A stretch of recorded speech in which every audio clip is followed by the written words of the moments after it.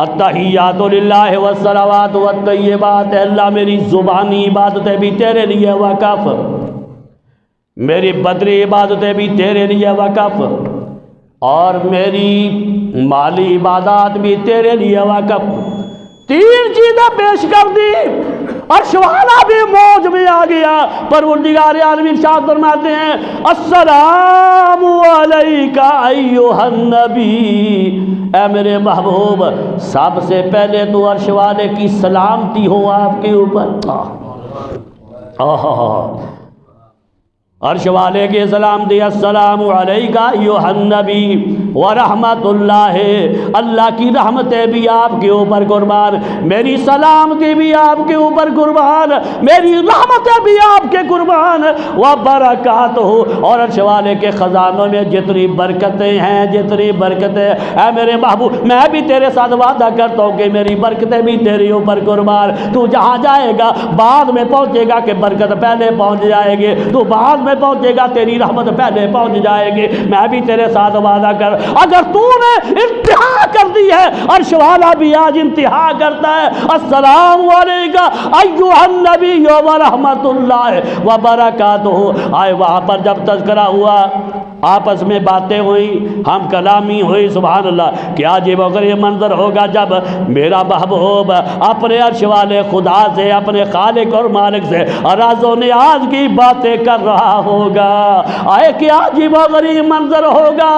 آئے اس لیے کسی نے کہا رشک آتا ہے شب معراج کی تقدیر پر، رشک آتا ہے شب معراج کی تقدیر پر، مالک کون و مکا ہے ہم کلام مصطفیٰ، یعنی عرش والا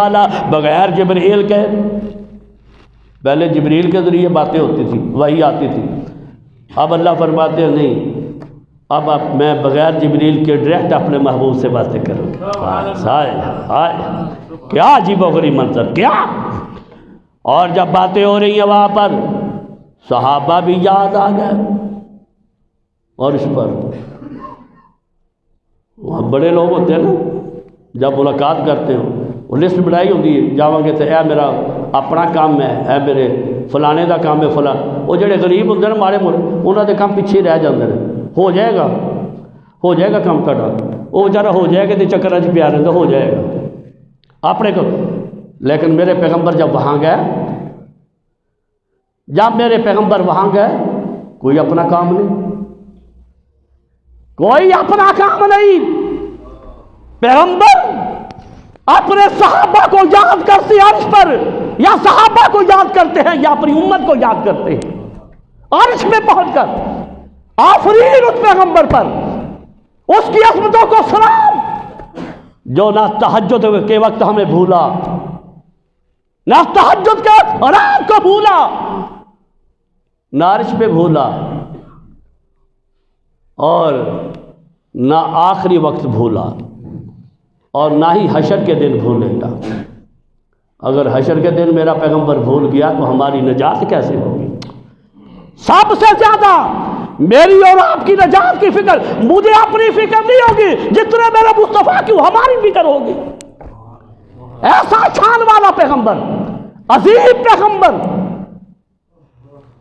یا اللہ میں چاہتا ہوں میرے صحابہ بھی شامل ہو جائے اس سلامتی کے اندر جو آپ نے میرے اوپر سلامتی کی بارش برسائی ہے۔ اللہ فرماتے ہیں کوئی ایسی بات نہیں، دوستوں کے دوست بھی دوست ہی ہوتے ہیں، دوستوں کے دوست بھی، کیونکہ اگر آپ سلامتی کے اندر صحابہ کو شامل کرتے مجھے کوئی اعتراض نہیں۔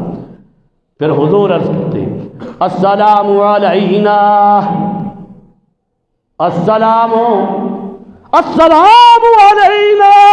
یا اللہ میں چاہتا ہوں اس سلامتی کے اندر میرا ابو بکر بھی شامل ہو جائے، میرا عمر، میرا عثمان، میرا علی، میرے حسنین کریمین جو آئیں گے، اور میری طلحہ، زبیر اور بلال، جتنے میرے صحابہ، یا اللہ وہ بھی اس کے اندر شامل ہو جائے۔ اللہ فرماتے ہیں مجھے کوئی اعتراض نہیں۔ وَعَلَىٰ عِبَادِ اللَّهِ الصَّالِحِينَ،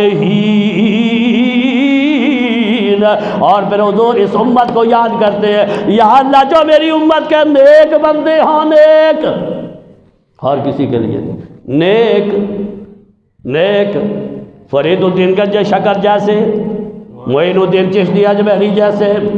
حسین ابن بدری جیسے،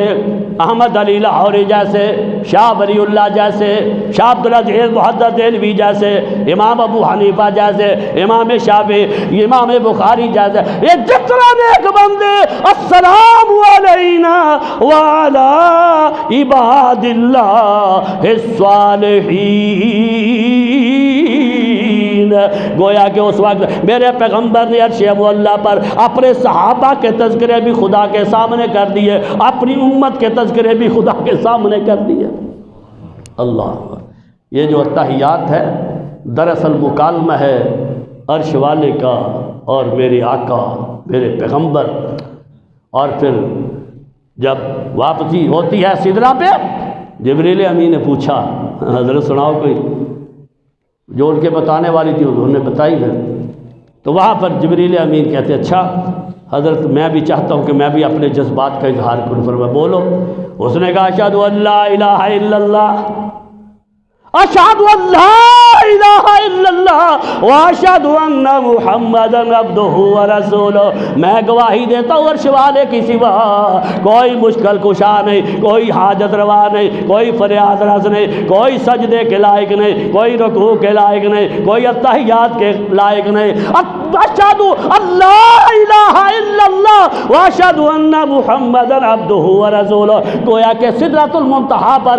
یا اس وقت اللہ کی توحید کا تذکرہ بھی کر دیا، میرے مصطفیٰ کی نبوت اور رسالت کا تذکرہ بھی کر دیا، اور میرے اللہ کو یہ مکالمے یہ گفتگو اتنی پسند آئی، اسے میرے اللہ نے نماز کا حصہ بنا دیا، نماز کو سید العبادات بنا دیا۔ اللہ فرماتے ہیں جب تک تم اتحیات میں بیٹھ کر میرے اور میرے مصطفیٰ کی باتوں کا تذکرہ نہیں کرو گے، اس وقت تک تمہاری نماز ہی قبول نہیں ہوگی۔